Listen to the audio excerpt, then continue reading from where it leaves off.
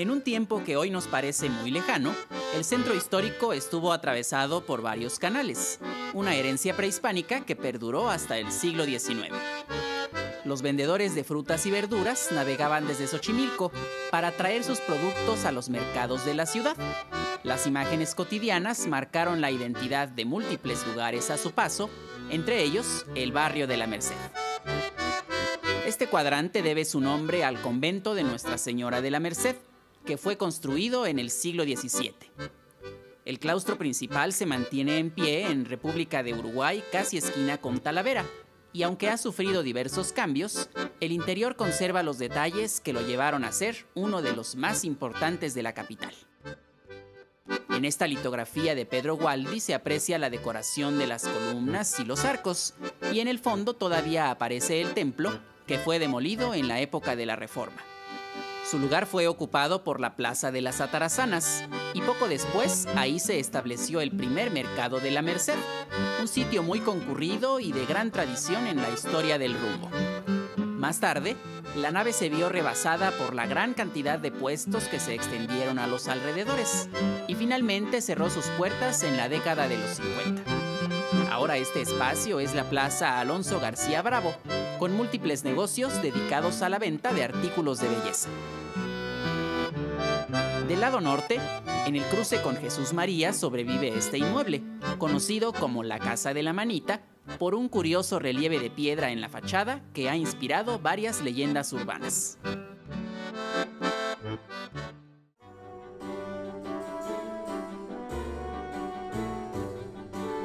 A unos pasos, en Jesús María y Uruguay, esta tienda ofrecía café tostado de Oaxaca, semillas y otros artículos, en medio de un panorama repleto de automóviles, camiones de pasajeros, una multitud de peatones muy diversos y puestos de comida.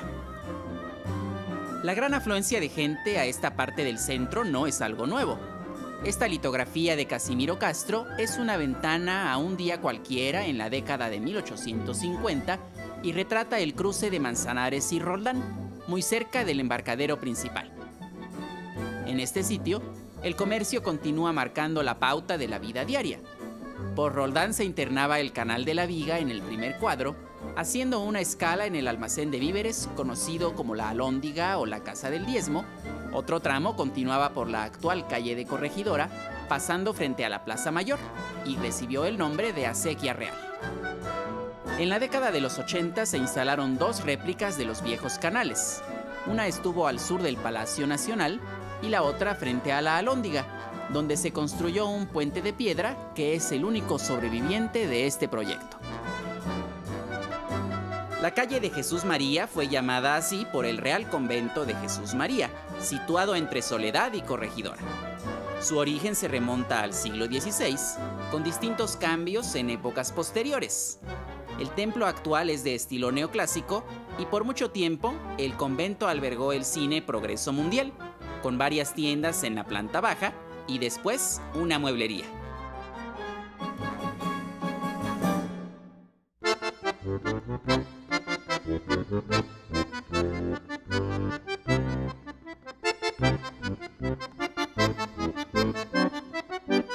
Otro punto emblemático de la Merced es la Plaza Juan José Vaz, bautizada popularmente como la Plaza de la Aguilita, por la escultura que se levanta en el centro y que representa el símbolo de la fundación de Tenochtitlan, un águila devorando una serpiente. Del lado sur, en la esquina de Misioneros y Topacio se conserva este edificio, que en los años 30 albergaba entre sus locales una botica, una tortería y un expendio de carne. La construcción vecina fue una panadería y es difícil saber si algo queda de ella en el inmueble actual.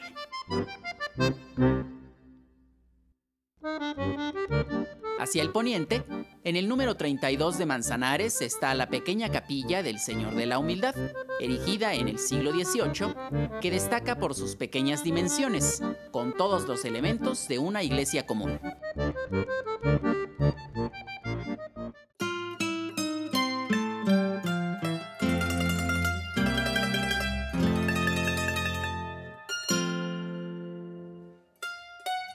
A espaldas de la capilla del Señor de la Humildad, el anillo de circunvalación es la frontera entre las delegaciones Cuauhtémoc y Venustiano Carranza. Su apertura en la década de los 50 transformó los estrechos callejones y plazuelas en una arteria de varios carriles que inicialmente era de doble sentido y hoy fluye de norte a sur. En la acera oriente de circunvalación se encuentra el templo de Santo Tomás La Palma, que data del siglo XVI con algunos cambios posteriores. Esta toma cercana a 1920 muestra un entorno casi pueblerino, con un puesto de socorro del gobierno constitucionalista, y así se veía una década más tarde, con un jardín al frente, además de la pulquería Los Piratas y otros edificios que ya no existen.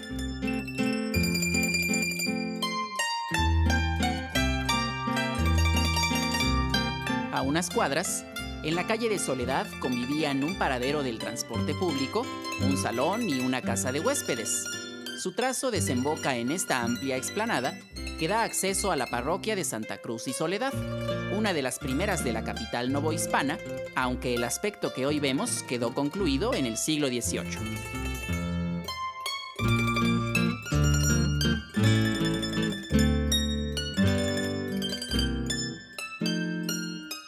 Pero quizá la iglesia más importante de este cuadrante es la de San Pablo, en la avenida del mismo nombre, que se fundó en el siglo XVI y encabezó la parcialidad de Soquipan, uno de los 4 barrios en los que se dividía la antigua ciudad. Luego de su clausura en el tiempo de la Reforma, este inmueble pasó a formar parte del Hospital Juárez, donde funciona como auditorio, y a un costado queda la arquería, que era ocupada como capilla abierta. Para reemplazarla como espacio de culto, en 1803 se construyó un nuevo templo entre las calles de Topacio y Jesús María, diseñado por el arquitecto Antonio González Velázquez en estilo neoclásico. La plaza de toros que completaba este conjunto solo queda en el recuerdo.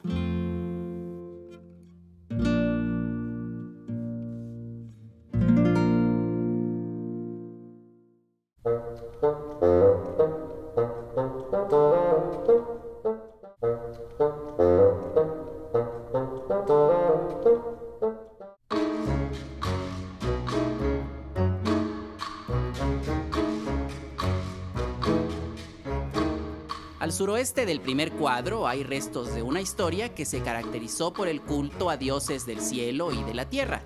Las iglesias, los bancos y los teatros se alternan entre las placas de una urbe ya desaparecida.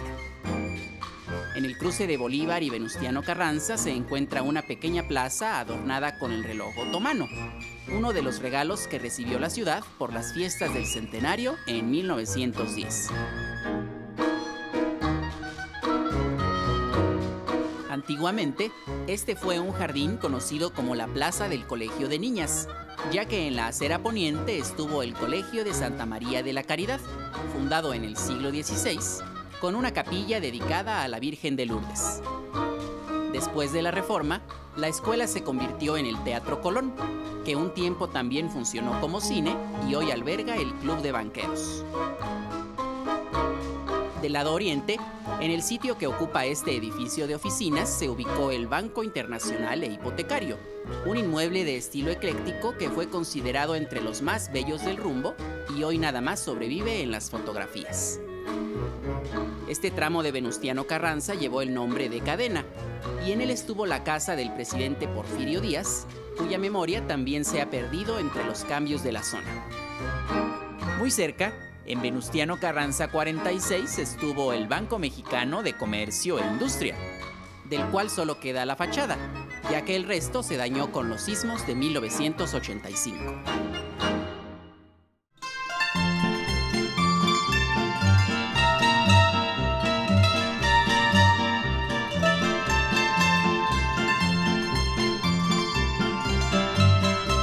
En la esquina de Venustiano Carranza e Isabel la Católica destaca la Casa de los Condes de San Mateo de Valparaíso, obra de Francisco Guerrero y Torres, concluida en 1772, que desde hace más de un siglo es el emblema de un banco.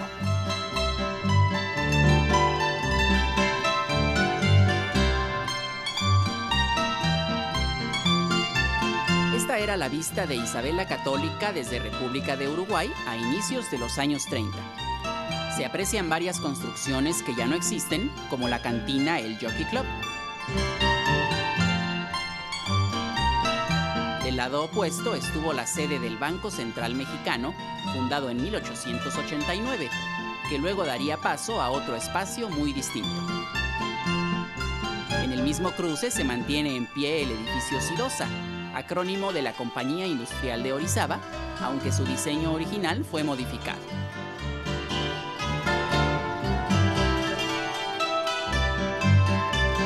Aquí también se levanta el Templo de San Agustín, que a finales del siglo XIX se encontraba rodeado por un panorama solitario. Este recinto abrió sus puertas en 1692 y fue uno de los más suntuosos de la ciudad. Más tarde sufrió algunas modificaciones para convertirse en la Biblioteca Nacional, institución que lo ocupó desde 1884 hasta su traslado a la ciudad universitaria.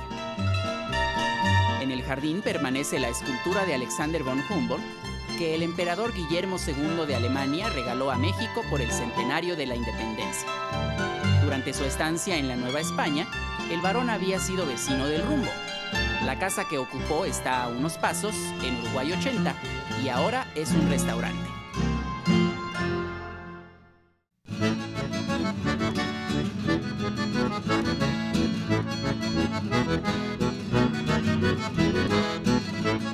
Hacia el oriente, Uruguay era llamada la calle de Don Juan Manuel, por una famosa leyenda colonial. Alrededor de 1900, en la esquina con la actual 5 de febrero se encontraba la cantina El Lazo Mercantil, cuando los tranvías de mulitas todavía circulaban por la ciudad. En los años 20 fue ampliado para convertirse en hotel y adquirió su imagen actual, conservando el mismo estilo. En la calle de República de El Salvador, la torre del antiguo oratorio de San Felipe Neri es parte de la vida cotidiana. Para 1875, en una parte de este conjunto se instaló el famoso Teatro Arbeu, cuyo escenario fue testigo de numerosos éxitos a lo largo de 8 décadas. Hoy la fachada luce su aspecto original y en el interior funciona la Biblioteca Miguel Lerdo de Tejada.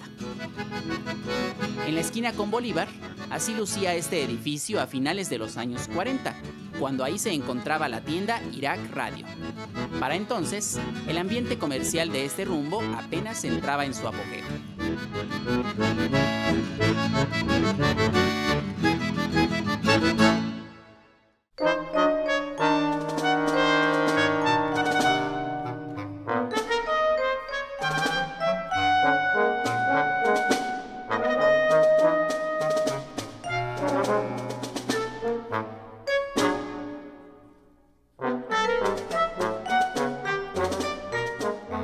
El eje central atraviesa la urbe de sur a norte y hasta 1979 el tramo que atraviesa el primer cuadro fue conocido como San Juan de Letrán por el colegio del mismo nombre que funcionó entre los siglos XVI y XIX. Actualmente, la identidad de un interesante pasado convive con el flujo interminable de personas y de vehículos, además de un paisaje repleto de tiendas y anuncios publicitarios.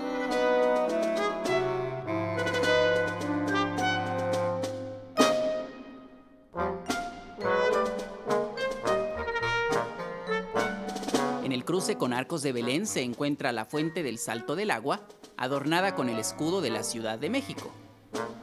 Todavía en las postales del Porfiriato, la gente acudía a este punto a surtirse de agua, traída desde los manantiales de Chapultepec a través de un acueducto construido en el siglo XVIII. Sin embargo, esta es una réplica, ya que la original fue trasladada al Museo del Virreinato en Tepoztlán.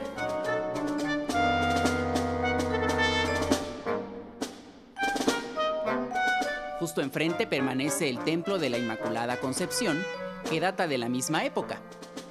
A un costado se levanta este famoso hotel, que es una muestra del auge de la arquitectura neocolonial en la década de los 40.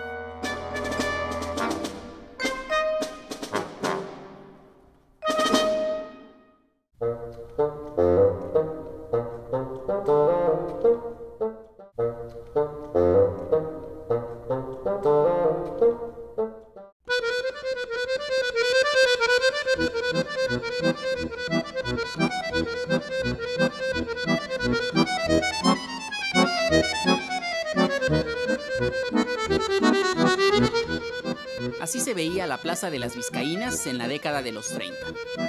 En medio de un panorama que contrasta con el tráfico actual, sobresalen las estructuras del Teatro Apolo, ahora convertido en centro cultural, y del Cine Politeama, que dio paso a una plaza comercial, además de la pulquería La Charlotada, también desaparecida.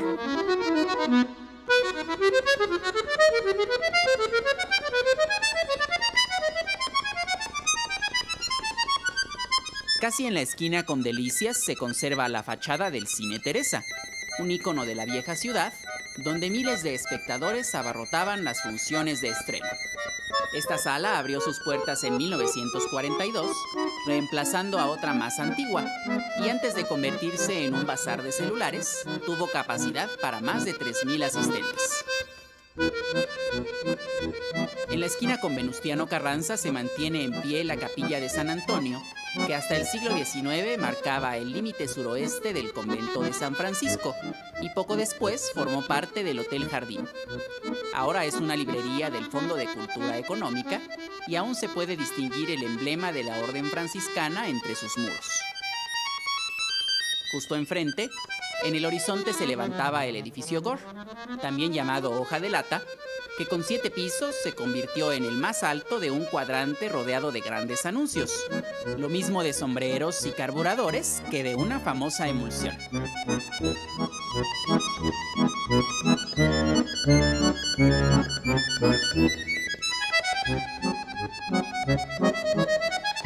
En el lugar del edificio Gore se construyó este moderno inmueble, que fue reducido tras los sismos y hoy pasa casi desapercibido entre sus vecinos.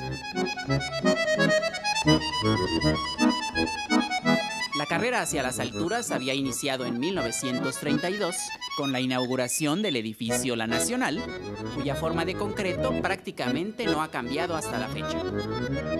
Poco después, en la misma cuadra se estableció el Banco Capitalizador, que presumía sus elevadores marca Westinghouse.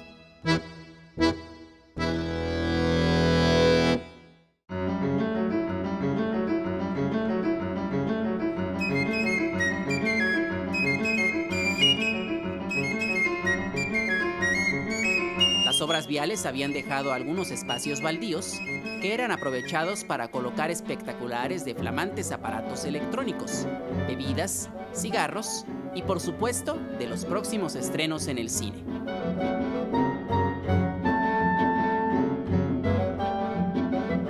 En uno de ellos se erigió esta torre, con un perfil geométrico que resultó afectado por los sismos de 1985 y perdió varios niveles.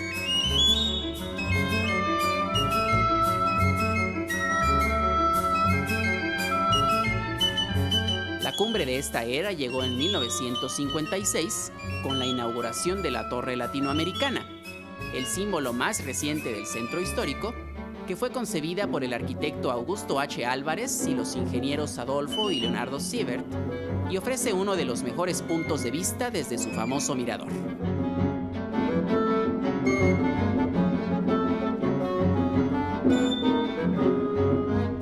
La Latino se ubica en la esquina con Madero, en un predio que durante el virreinato fue propiedad del convento de San Francisco.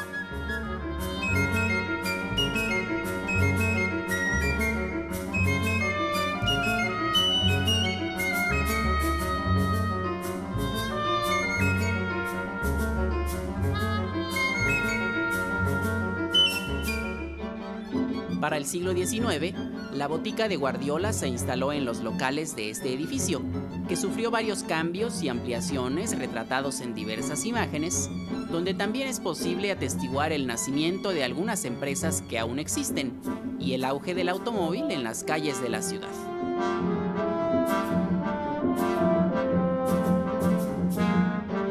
paisaje que se aprecia en estas tomas de 1910, captadas frente al cruce de Independencia y el actual eje central, apenas quedan algunas huellas, como los locales donde estuvo la cantina Los Tranvías, que ahora es una tienda de ropa, y el antiguo Hotel New Porters, que abrió sus puertas en 1908 y recientemente se transformó en una plaza comercial.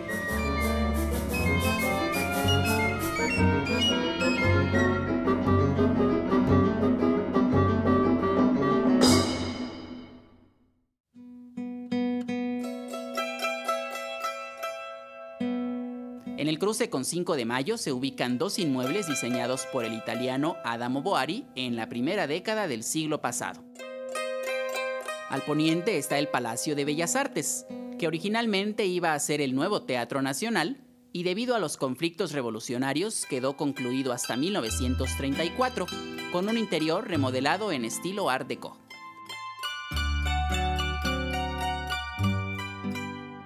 Del lado oriente, el Palacio de Correos es otro vestigio del lujo que caracterizó a los proyectos de la época, con una fachada de cantera que reúne diversos elementos, inspirados en corrientes como el gótico isabelino y el plateresco, y una decoración interior que ha inspirado a múltiples fotógrafos a lo largo de los años. La herrería del vestíbulo y de la escalera central fue creada en Florencia y desde 1907 enmarca las funciones del Servicio Postal Mexicano.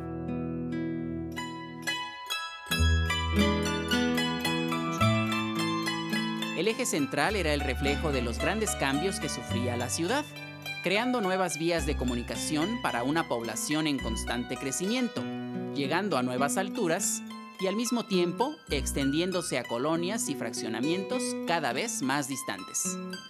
Frente al cruce con Mina y Belisario Domínguez, un par de autos y un camión se alejan hacia el norte, cruzando una frontera urbana que ha quedado en el olvido.